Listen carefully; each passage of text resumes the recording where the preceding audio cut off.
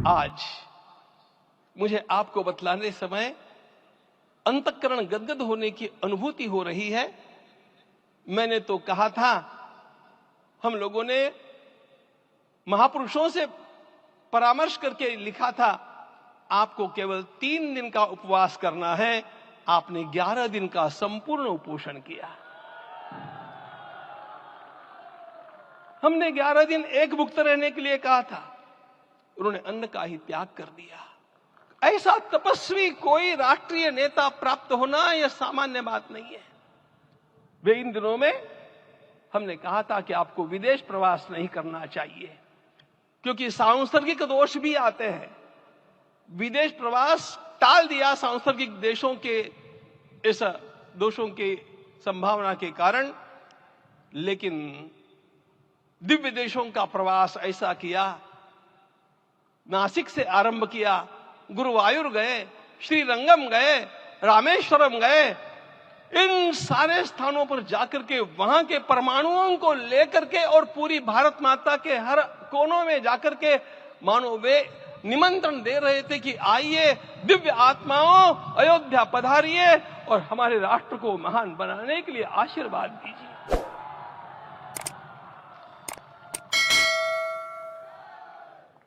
हमने केवल कहा था 3 दिनों तक आपको भूमि शयन करना चाहिए।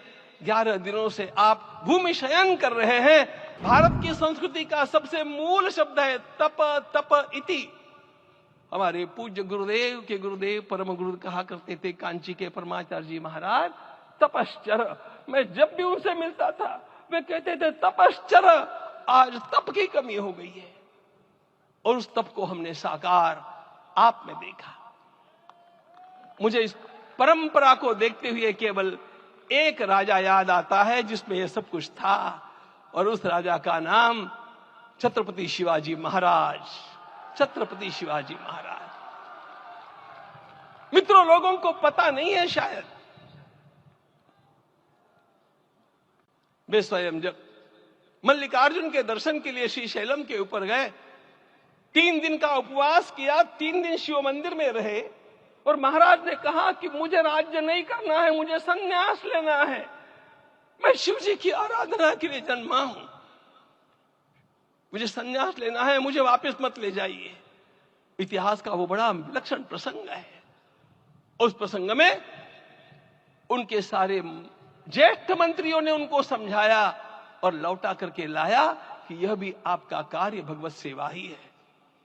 आज हम लोगों को उसी प्रकार के एक महापुरुष ऐसे प्राप्त हुए हैं जिसको भगवती जगदम्बा ने स्वयं हिमालय से लौटा करके भेज दिया कि जाओ भारत माता की सेवा करो। तुम्हें भारत माता की सेवा करनी है।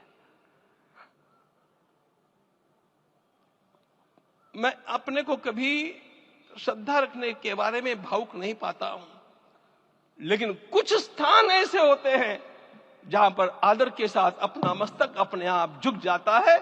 ऐसा एक स्थान हम लोगों को उच्च पदस्थ इस राजर्षि ने जब दिखाया तो मुझे छत्रपति शिवाजी महाराज के गुरु समर्थ रामदास स्वामी महाराज की याद आ गई।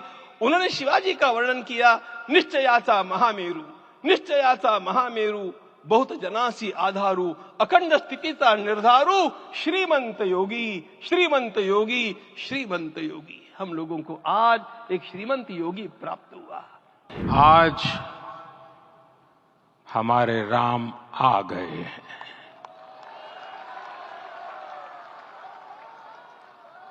सदियों की प्रतीक्षा के बाद हमारे राम आ गए हैं। सदियों का अभूतपूर्व धैर्य, अनगिनत बलिदान, त्याग और तपस्या के बाद हमारे प्रभु राम आ गए हैं। हमारे रामलला अब टेंट में नहीं रहेंगे।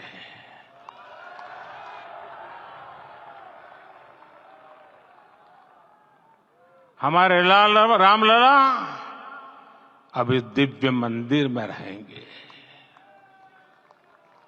मेरा पक्का विश्वास है अपार श्रद्धा है कि जो घटित हुआ है इसकी अनुभूति देश के, विश्व के कोने कोने में राम भक्तों को हो रही होगी। ये मंदिर मात्र एक देव मंदिर नहीं है, ये भारत की दृष्टि का, भारत के दर्शन का, भारत के दिग्दर्शन का मंदिर है।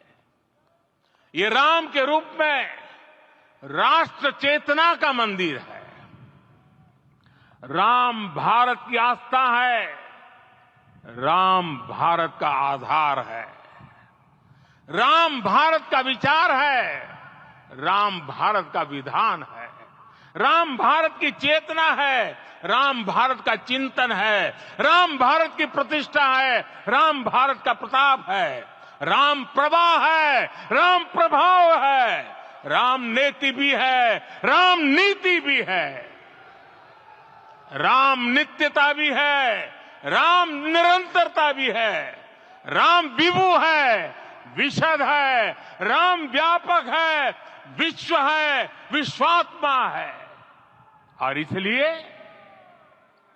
जब राम की प्रतिष्ठा होती है तो उसका प्रभाव वर्षों या शताब्दियों तक ही नहीं होता, उसका प्रभाव हजारों वर्षों के लिए होता है। मैं आज प्रभु श्री राम से क्षमा याचना भी करता हूं। हमारे पुरुषार्थ, हमारे त्याग, तपस्या में कुछ तो कमी रह गई होगी कि हम इतनी सदियों तक ये कार्य कर नहीं पाए। आज वो कमी पूरी हुई है।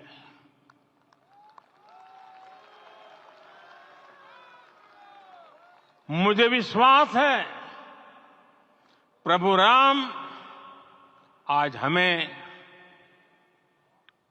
अवश्य क्षमा करेंगे।